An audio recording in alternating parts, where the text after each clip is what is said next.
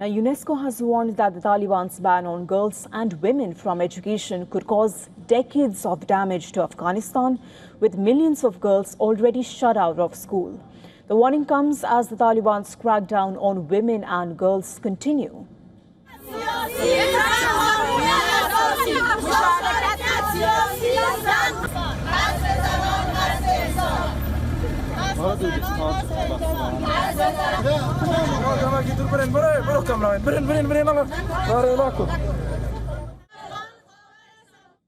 The United Nations Educational, Scientific and Cultural Organization, or UNESCO, says the ban could push around 600,000 Afghan women out of the workforce by 2066 and result in $9.6 billion in cumulative income losses.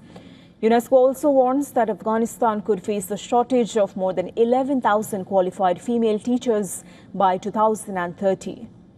The education crisis is also affecting the country's teacher workforce. Many teachers have already left Afghanistan, while women who remain in the system have been barred from continuing some teaching roles. The agency says more than 2 million primary school children are already out of school for reasons other than the ban on girls' education.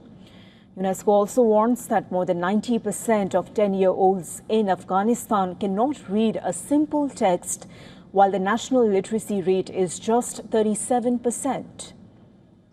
According to the estimate we have, today 2.4 million girls have now been excluded and banned from accessing secondary education since 2021.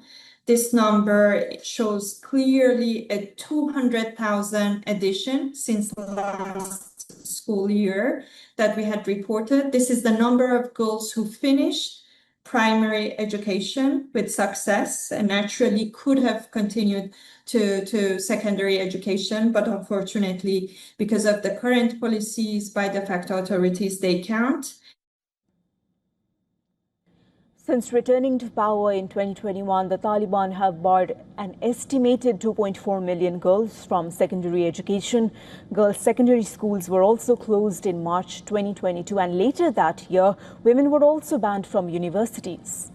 The Taliban had called the restrictions temporary, but the bans have remained in place. Afghanistan is now the only country in the world where girls and women are formally banned from secondary and higher education, according to UNESCO. The restrictions have also affected women's employment and freedom of movement. The Taliban says they respect women's rights in line with their interpretation of Islamic law and Afghan culture, but UNESCO says the continuing education ban risks deepening poverty, reducing economic opportunities and causing long-term damage to Afghanistan's future.